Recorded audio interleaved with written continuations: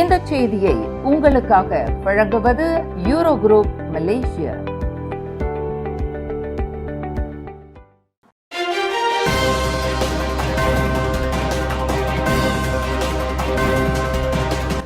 வணக்கம். திசைகளின் 10 மணி செய்திகள். பேராசையால் சரிந்த தாபோங் ஹஜி சிறப்பு நாடாளுமன்ற கூட்டத்தை கூட்டி விசாரணை அறிக்கை தாக்கல் செய்ய பிரதமர் அன்வார் உத்தரவு. நிர்வாக முறைகேடு மற்றும் பேராசையால் பெரும் வீழ்ச்சியை சந்தித்த தாபோங் ஹஜி விவகாரம் தொடர்பாக வரும் ஆகஸ்ட் 11ஆம் தேதி காலை 10 மணிக்கு நாடாளுமன்றத்தின் சிறப்பு அமர்வு கூட்டப்பட்டு அரச விசாரணை ஆணையத்தின் அறிக்கை தாக்கல் செய்யப்படும் என்று பிரதமர் டத்தோஸ்ரீ அன்வார் இப்ராஹிம் அறிவித்துள்ளார். இன்று மேபேங் நிறுவனத்தின் புதிய தலைமையக கட்டட தொடக்க விழாவிற்கு பிறகு செய்தியாளர்களிடம் பேசிய பிரதமர், கடந்த 2014 முதல் 2020 வரையிலான காலகட்டத்தில் இந்த யாத்ரீகர் நிதி அமைப்பில் நடந்த முதலீட்டு மோசடிகள் மற்றும் கடுமையான நிர்வாக குறைபாடுகள் குறித்து இந்த அரச விசாரணை ஆணையம் விரிவாக ஆராய்ந்துள்ளதாக குறிப்பிட்டார். அதிகாரிகளின் அலட்சியம், பேராசை மற்றும் கட்டுப்பாடற்ற சுயநல போக்குகளால் இந்த தேசிய நிறுவனம் ஒரு கட்டத்தில் முற்றிலும் அழியும் நிலைக்கு சென்றது. ஆனால் தற்போதைய கடுமையான சீர்திருத்தங்கள் மூலம் அது மீண்டும் மீட்டெடுக்கப்பட்டு சரியான பாதைக்கு கொண்டு வரப்பட்டுள்ளது என்று பிரதமர் எச்சரித்தார். அரசியல் தலையீடுகளை கட்டுப்படுத்தவும் தடயவியல் தணிக்கை நடத்தவும் இந்த அறிக்கை பரிந்துரைத்துள்ள நிலையில் இந்த சிறப்பு நாடாளுமன்ற அமர்வு பெரும் பரபரப்பை ஏற்படுத்தியுள்ளது. ஊழலை முற்றிலுமாக நிராகரித்து மக்கள் நலனை மட்டுமே முன்னிறுத்தி செயல்படும் நேர்மையான தலைவர்களை வாக்காளர்கள் தேர்ந்தெடுக்க வேண்டும் என்று பக்கத்தான் ஹரப்பான் தொடர்புத்துறை இயக்குநர் டத்தோஸ்ரீ ஃபாமி ஃபசில் உருக்கமான வேண்டுகோள் விடுத்துள்ளார். நெகிரி செம்பிலானில் நடைபெற்ற ஜலாஜா கக்கால் ஹரப்பான் தேர்தல் பிரச்சார நிகழ்வில் பேசிய டத்தோஸ்ரீ ஃபாமி, தற்போதைய மந்திரி பசார் டத்தோஸ்ரீ அமினுடின் ஹருன் தலைமையிலான நிர்வாகம் ஊழலற்ற நேர்மைக்கு மிகச்சிறந்த உதாரணம். இவரது ஆட்சியில் மாநிலத்தின் முதலீட்டு வருவாய் அதிகரித்துள்ளதோடு ஜக்காட் மற்றும் பைத்துல் மால் நிதியும் உயர்ந்துள்ளது. சமூக ஊடகங்களில் மக்கள் இவரது ஆட்சிக்கு 10க்கு 9.5 வரை நற்சான்றிதழ் வழங்கியுள்ளனர். எனவே மீண்டும் பக்கத்தான் ஹரப்பான் ஆட்சியை தக்க வைப்பதை தவிர நமக்கு வேறு வழியில்லை என்றார். தொடர்ந்து பேசிய டத்தோஸ்ரீ ஃபாமி, நிர்வாக சீர்கேட்டால் அழியும் நிலைக்கு சென்ற தாபோங் ஹஜி விவகாரத்தின் அரச விசாரணை ஆணைய அறிக்கையை பொதுமக்களுக்கு பகிரங்கமாக வெளியிட பிரதமர் டத்தோஸ்ரீ அன்வார் தலைமையிலான அமைச்சரவை முடிவெடுத்ததே இந்த அரசாங்கத்தின் வெளிப்படைத்தன்மைக்கு சான்றாகும் என்றார். மக்கள் பணத்தை சூறையாடி நஷ்டத்தை ஏற்படுத்தியவர்கள் யாராக இருந்தாலும் அவர்கள் சட்டத்தின் முன் நிறுத்தப்படுவார்கள் என்றும், யயாசான் நெகிரி செம்பிலான் மூலம் மாணவர்களுக்கு மடிக்கணினிகள் உட்பட பல உதவிகள் தொடர்ந்து தங்கு தடையின்றி வழங்கப்படும் என்றும் டத்தோஸ்ரீ ஃபாமி உறுதியளித்தார். நாட்டில் சமூக பணியாளர்களின் உரிமைகளை பாதுகாக்கவும் அத்துறைக்கான புதிய கவுன்சிலை உருவாக்கவும் வழிவகுக்கும் சமூகவியல் பணி தொழில்முறை மசோதா 2026 நாடாளுமன்ற மேலவையில் இன்று நிறைவேற்றப்பட்டது. இந்த மசோதா மீதான விவாதத்திற்கு பதிலளித்து பேசிய மகளிர், குடும்பம் மற்றும் சமூக மேம்பாட்டுத்துறை துணை அமைச்சர் லிம் ஹுயிங், மலேசிய சமூகவியல் பணி தொழில்முறை கவுன்சிலை உள்ளடக்கியதாக இந்த மசோதா உருவாக்கப்பட்டுள்ளது. இதில் அரசு, தனியார் துறை, தன்னார்வ தொண்டு மற்றும் நிறுவனங்கள் மற்றும் கல்வித்துறையைச் சேர்ந்த பிரதிநிதிகள் என பலதரப்பட்ட வல்லுநர்கள் இடம்பெறுவர் என்றார். இந்த கவுன்சிலுக்கு மகளிர், குடும்பம் மற்றும் சமூக மேம்பாட்டு அமைச்சின் பொது செயலாளர் தலைவராகவும், சமூக நலத்துறை தலைமை இயக்குநர் துணை தலைவராகவும் செயல்படுவர். ஹாங்காங் போன்ற அனைத்துலக நாடுகளில் உள்ள கூட்டு முடிவெடுக்கும் உன்னத நடைமுறையை பின்பற்றி மலேசியாவின் அனைத்து மாநில பிரதிநிதிகளின் பங்களிப்புடன் இத்துறை இனி சட்டப்பூர்வமாக வலுவடைய உள்ளது என்று துணை அமைச்சர் லிம் ஹுயிங் விளக்கினார். நாட்டிற்குள் தஞ்சமடைந்துள்ள 5000 மியான்மர் அகதிகளை மீண்டும் அவர்களின் சொந்த நாட்டிற்கே திருப்பி அனுப்பும் இருதரப்பு ஒப்பந்தத்தின்படி அவர்களை அடையாளம் கண்டு ஆவணப்படுத்தும் அதிரடி பணிகளை உள்துறை அமைச்சு அதிகாரப்பூர்வமாக தொடங்கியுள்ளது. இதுகுறித்து இன்று செய்தியாளர்களிடம் பேசிய உள்துறை அமைச்சர் டத்தோஸ்ரீ சைஃபுடின் நசுட்டியோன் இஸ்மாயில், தேசிய பாதுகாப்பு மன்றத்தின் வழிகாட்டுதலின்படி அகதிகளை ஆவணப்படுத்தும் இந்த நடவடிக்கை ஏற்கனவே அடிமட்டத்தில் தொடங்கிவிட்டது. இதில் முதற்கட்டமாக மலேசியாவின் 19 குடிநுழைவு தடுப்பு முகாம்களில் உள்ள சுமார் 22,000 கைதிகளில் அடையாளம் காணப்பட்ட 4000 மியான்மர் நாட்டவர்கள் அனைவரும் நிர்வாக வசதிக்காக ஒரே முகாமிற்கு மாற்றப்பட உள்ளனர் என்றார். அங்கு போலீஸ் மற்றும் குடிநுழைவுத் துறையின் கடுமையான பாதுகாப்பு சோதனைகளுக்கு பிறகு அவர்களின் அகதி அந்தஸ்து இறுதி செய்யப்பட்டு மியான்மருக்கு திருப்பி அனுப்பப்படுவர். பிரதமர் டத்தோஸ்ரீ அன்வார் இப்ராஹிம் மற்றும் மியான்மர் அரசாங்கத்திற்கு இடையே ஏற்பட்ட சுமூக பேச்சுவார்த்தையின் பலனாக இந்த வரலாற்று பூர்வ நடவடிக்கை எடுக்கப்பட்டுள்ளது. முன்னதாக புக்கிட் கயூ ஹித்தாமில் உள்ள ஃபெல்டா புக்கிட் தாங்காவில் நடைபெற்ற போதைப்பொருள் இல்லாத லட்சிய பயணம் நிகழ்ச்சியில் சைஃபுடின் கலந்து கொண்டார். இந்த நிகழ்ச்சியை கடா ராஜமுட தங்கு சரஃபுடின் பட்லிஷா சுல்தான் சலாஹுடின் அதிகாரப்பூர்வமாக தொடக்கி வைத்தார். வாக்குப்பதிவிற்கு இன்னும் ஒரு நாள் மட்டுமே இருக்கும் நிலையில் எதிர்க்கட்சிகள் பரப்பும் இறுதி நேர அவதூறுகளையும் வெற்று விமர்சனங்களையும் நம்பி வாக்காளர்கள் ஏமாற வேண்டாம் என்று பிகேஆர் தேசிய துணைத் தலைவர் நூருல் இசா அன்வார் எச்சரித்துள்ளார். ஜுவாசே சட்டமன்ற தொகுதியில் பக்கத்தான் ஹரப்பான் வேட்பாளர் முகமது ஆடில் அப்துல்லாவை ஆதரித்து நடைபெற்ற ஜலைனான் காசி பூர்வக்குடி மக்கள் சந்திப்பு நிகழ்விற்கு பிறகு செய்தியாளர்களிடம் பேசிய அவர், தேர்தல் நெருங்கும் வேளையில் அவதூறு தாக்குதல்கள் மிகவும் தீவிரமாக இருக்கும்.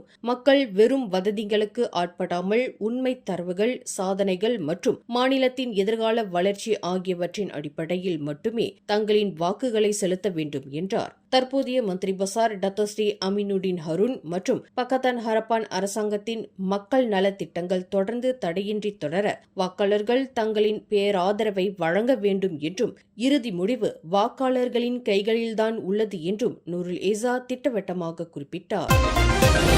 கோலாலம்பூர் செந்துல் பகுதியில் உள்ள கம்பங் சுபாடக் தம்பஹான் கிராமத்தில் நீதிமன்ற உத்தரவின் பேரில் 119 குடியிருப்புகள் எவ்வித இடையூறுமின்றி முழுமையாக இடித்து தரைமட்டமாக்கப்பட்டுள்ளன. சட்ட அமலாக்க அமைப்புகளின் கூட்டு பாதுகாப்புடன் நடத்தப்பட்ட ரோபோ 2ஆம் கட்ட நடவடிக்கையின் கீழ் இந்த நடவடிக்கை வெற்றிகரமாக அரங்கேறியுள்ளது. முன்னதாக கடந்த ஜனவரி மாதம் நடைபெற்ற முதற்கட்ட வேட்டையில் இதே பகுதியில் 69 வீடுகள் இடிக்கப்பட்டிருந்த நிலையில் தற்போது எஞ்சியிருந்த 119 வீடுகளும் மதியம் 2 மணிக்குள் முற்றிலும் இடிக்கப்பட்டு தரைமட்டமாக்கப்பட்டதாக செந்துல் மாவட்ட போலீஸ் தலைவர் உதவி ஆணையர் பஸ்ரி சகுனி உறுதிப்படுத்தியுள்ளார். பாதிக்கப்பட்ட உரிமையாளர்களுக்கு கடந்த ஜூலை 16ஆம் தேதியே நீதிமன்ற வெளியேற்ற நோட்டீஸ் வழங்கப்பட்டு காலி செய்ய இறுதி அவகாசமும் அளிக்கப்பட்டிருந்தது. எவ்வித தன்னார்வ தொண்டு நிறுவனங்களின் தலையீடோ அல்லது பொதுமக்களின் எதிர்ப்போ இன்றி பாதுகாப்பு படையினரின் முழுமையான கண்காணிப்பில் இந்த இடிப்பு நடவடிக்கை எவ்வித இடையூறுமின்றி மிக அமைதியான முறையில் நடந்து முடிந்துள்ளது என பஸ்ரி சகுனி மேலும் தெரிவித்தார். நாட்டில் வாழும் மலாய், சீனர், இந்தியர் அல்லது சபா சரவா மக்கள் நாட்டின் எதிரிகள் அல்ல என்றும் மாறாக குறுகிய அரசியல் லாபத்திற்காக மக்களிடையே வெறுப்பையும் பிளவையும் தூண்டுபவர்களே நாட்டின் உண்மையான எதிரிகள் என்றும் தேசிய ஒற்றுமைத்துறை துணை அமைச்சர் யோனேஸ்வரன் ராமராஜ் சாடியுள்ளார். மலேசியாவின் வளர்ச்சி என்பது ஏதோ ஒரு தனிப்பட்ட இனத்தால் மட்டுமே உருவாக்கப்பட்டது அல்ல. மலாய் விவசாயிகள், சீன வணிகர்கள், இந்திய ரப்பர் தோட்ட தொழிலாளர்கள் என அனைவரும் ஒன்றிணைந்தே இந்நாட்டை கட்டி எழுப்பியுள்ளனர் என்று அவர் பெருமிதத்துடன் குறிப்பிட்டார். தேசிய மொழியாக மலாய் மொழி விளங்கும் வேளையில் தமிழ் மற்றும் சீனம் உள்ளிட்ட மொழிகளும் நாட்டின் கலாச்சார பாரம்பரியத்தை வளப்படுத்துகின்றன என்று விவரித்த அவர், ருக்குன் நகாரா என்பது வெறும் வெற்று உறுதிமொழி அல்ல, அது நம் அனைவரும் பங்சா மலேசியா என்ற ஒரே குடும்பமாக வாழ்வதற்கான கூட்டு வாக்குறுதி என்றார். மக்கள் எப்போதும் ஒற்றுமையாக இருந்தால் மலேசியாவை துண்டாடவோ பிளவுபடுத்தவோ யாராலும் முடியாது என்றும் துணை அமைச்சர் யோனேஸ்வரன் ராமராஜ் ஆவேசமாக முழங்கினார். நெகிரி சம்பிலான் அரண்மனை தனக்கு வழங்கிய 2 மிக உயரிய டத்தோஸ்ரீ மற்றும் டத்தோ பட்டங்களை உடனடியாக மீட்டுக் கொள்வதாக அறிவித்த முடிவை முன்னாள் நாடாளுமன்ற மேலவைத் தலைவர் தான்ஸ்ரீ ரைஸ் யாத்தீம் மனப்பூர்வமாக ஏற்றுக்கொண்டுள்ளார். காலங்கள் மாறும், விருதுகள் வழங்கப்படும், சில சமயங்களில் அவை திரும்ப பெறப்படும். இதை நான் இயல்பாகவே எடுத்துக் கொள்கிறேன் என்று அவர் வீடியோ பதிவொன்றில் தெரிவித்துள்ளார். அரண்மனையின் கம்பீரத்தையும் கௌரவத்தையும் காக்கும் பொருட்டே இந்த முடிவு எடுக்கப்பட்டுள்ளதாக மாநில செயலாளர் டத்தோ முகமது ஜாஃபிர் இப்ராஹிம் அறிவித்துள்ளார். வரும் ஆகஸ்ட் 1ஆம் தேதி மாநில தேர்தல் நடைபெறவுள்ள நிலையில் கிளாவாங் தொகுதியில் ரைஸ் யாத்தீமின் மகன் டானி பரிகத்தன் நேஷனல் வேட்பாளராக போட்டியிடுகிறார். ராய்ஸ் யாத்திமிற்கு மத்திய அரசாங்கம் வழங்கிய தான்ஸ்ரீ பட்டம் அவரிடம் தொடர்ந்து நீடிக்கிறது. லாபு சட்டமன்ற தொகுதியில் போட்டியிடும் வேட்பாளர் ஒருவர் வாக்காளர்களுக்கு லஞ்சம் கொடுத்ததாக எழுந்த புகாரின் பேரில் போலீசார் விசாரணையை தொடங்கியுள்ளனர். வாட்ஸ்அப்பில் பரவிய வீடியோ ஒன்றில் வேட்பாளர் ஒருவர் வாக்காளர்களுக்கு பணம் கொடுப்பது போன்ற காட்சிகள் இடம்பெற்றிருந்ததை அடுத்து 72 வயது முதியவர் ஒருவர் அளித்த புகாரின் அடிப்படையில் இந்த விசாரணை தொடங்கப்பட்டுள்ளது. 1954 ஆண்டு தேர்தல் குற்றங்கள் சட்டத்தின் பிரிவு 11 கீழ் இந்த வழக்கு விசாரிக்கப்பட்டு வருவதாக நகரி செம்பிலான் மாநில போலீஸ் தலைவர் டத்தோ அல்சப்னி அமட் உறுதிப்படுத்தியுள்ளார். கடந்த ஜூலை 18 முதல் நேற்று வரை தேர்தல் விதிமீறல்கள் தொடர்பாக மொத்தம் 80 புகார்கள் பெறப்பட்டு 23 விசாரணை ஆவணங்கள் திறக்கப்பட்டுள்ளதாகவும் அவர் குறிப்பிட்டுள்ளார். மலேசிய சோசியலிஸ்ட் கட்சியான PSM தலைவர் டாக்டர் மைக்கேல் ஜெயக்குமார் தேவராஜ் மற்றும் 3 விவசாய பிரதிநிதிகள் மீது அரசு ஊழியர்களை பணி செய்ய விடாமல் தடுத்ததாக ஈப்போ நீதிமன்றத்தில் குற்றம் சாட்டப்படவுள்ளது. கடந்த 2023 அக்டோபரில் பேரா சுமூர் கந்தான் பகுதியில் விவசாயிகளை வெளியேற்ற மாநில அரசு அதிகாரிகள் முயன்றபோது அதனை எதிர்த்ததற்காக இவர்கள் 4 கைது செய்யப்பட்டனர். குற்றவியல் சட்டம் பிரிவு 186 கீழ் 4 மீது வழக்கு தொடரப்படவுள்ளதாக ஈப்போ போலீஸ் தலைமையகம் உறுதிப்படுத்தியுள்ளது. சுங்கை சிப்போட் முன்னாள் எம்பியான டாக்டர் ஜெயக்குமார், சுங்கை சிப்போட் PSM கட்சியின் செயலாளர் R கார்த்திகேசு, உலுக்கிந்தா PSM செயலாளர் P கேசவன், விவசாயி ஹூ புன்தியன் ஆகியோர் நீதிமன்றத்தில் நிறுத்தப்படவுள்ளனர். கடந்த 70 ஆண்டுகளுக்கும் மேலாக செமோர் பகுதியில் பயிர் செய்து வரும் விவசாயிகளை வெளியேற்றுவது சட்டவிரோதமானது என்றும் இடைக்கால தடை உத்தரவு இருந்த போதிலும் அதிகாரிகள் பயிர்களை அளித்ததாகவும் சோசியலிஸ்ட் கட்சி இவ்விவகாரத்தில் குற்றம் சாட்டியுள்ளது. நாட்டையே உலுக்கிய கேங் நிக்கி பண மோசடி கும்பல் மற்றும் அதன் தலைவன் நிக்கி லியாவ் மீதான விசாரணை தனது 30 ஆண்டுகால போலீஸ் வாழ்க்கையில் மிக சிக்கலான மிகப்பெரிய வேட்டையாகும் என்று பணி ஓய்வு பெற்ற முன்னாள் போலீஸ் படை துணைத் தலைவர் தான்ஸ்ரீ அயூப் கான் மைடின் பிச்சை தெரிவித்துள்ளார். பணி ஓய்வு பெறுவதற்கு முதல் நாள் அயூப் கான் வெளியிட்ட டாரி பண்டாங் புக்கிட் அமான் புத்தகத்தில் இந்த விவகாரத்தை ஒரு தனி அத்தியாயமாக எழுதி பல அதிரடி பின்னணிகளை பகிர்ந்துள்ளார். வெறும் 3 ஆன்லைன் மோசடி புகார்களில் தொடங்கி பின்னர் 45 சொகுசு அடுக்குமாடி வீடுகளில் நடத்தப்பட்ட சோதனைகள் மற்றும் பல மில்லியன் ரிங்கெட் பண மோசடி கட்டமைப்பை அமல்படுத்தியது வரை பல சுவாரஸ்யமான தகவல்களை அவர் விவரித்துள்ளார். சட்டத்தின் பிடியிலிருந்து தப்ப அதிகாரிகளுக்கு லஞ்சம் கொடுத்தது முதல் இந்த விவகாரத்தில் 10 போலீஸ் அதிகாரிகள் மற்றும் 2 SPRM அதிகாரிகள் என மொத்தம் 12 அமலாக்கத்துறை அதிகாரிகள் சுஸ்மா சட்டத்தின் கீழ் கைது செய்யப்பட்டது வரை இந்த வழக்கு தனது நேர்மைக்கு கிடைத்த மிகப்பெரிய சவால் என்றும் அயூப் கான் குறிப்பிட்டுள்ளார். அண்மையில் நிக்கி லியாவ் பிரதமர் டத்தோஸ்ரீ அன்வாருடன் PKR சட்டையில் இருப்பது போன்ற புகைப்படம் வெளியாகி பரபரப்பை ஏற்படுத்திய நிலையில் அயூப் கானின் இந்த புத்தகம் மீண்டும் கவனம் பெற்றுள்ளது. எனினும் நிக்கி லியாவ் PKR உறுப்பினர் அல்ல என்று அதன் தலைமை செயலாளர் டத்தோ ஃபூசியா சாலே விளக்கம் அளித்திருந்தார்.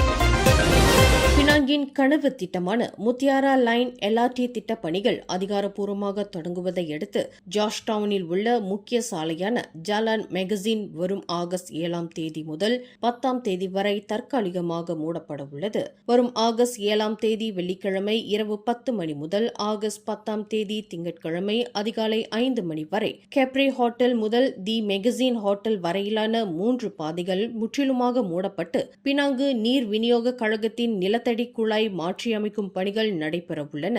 எனினும் போக்குவரத்து நெரிசலை குறைக்க இடதுபுறமுள்ள ஒரு பாதை மட்டும் தொடர்ந்து திறந்திருக்கும். வாகன ஓட்டிகள் ஜாலான் மேக்ஸ்வெல், லபோ தெக்சூன் மற்றும் லபோ மெக்னாயர் வழியாக மாற்று பாதைகளை பயன்படுத்துமாறு LRT திட்ட வாரியம் கேட்டுக் கொண்டுள்ளது. பினாங்கின் போக்குவரத்து வரலாற்றில் புதிய மைல்கல்லாக பார்க்கப்படும் இத்திட்டத்தின் ஆரம்பகட்ட பணிகளுக்காக இந்த நடவடிக்கை எடுக்கப்பட்டுள்ளது.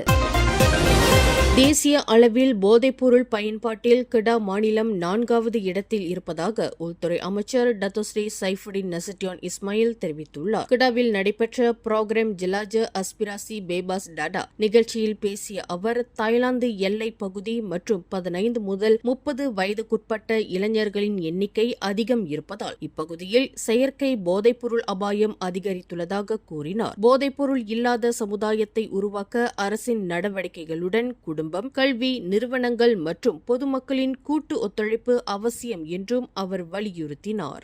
மேலும் செய்திகளை தெரிந்து கொள்ள கீழே இருக்கும் பெல் பட்டனை அழுத்துங்கள். உங்கள் மகிழ்ச்சியை வெளிப்படுத்த லைக் மற்றும் ஷேர் செய்யுங்கள். தொடர்ந்து திசைகளோடு இணைந்திருக்க சப்ஸ்கிரைப் செய்யுங்கள்.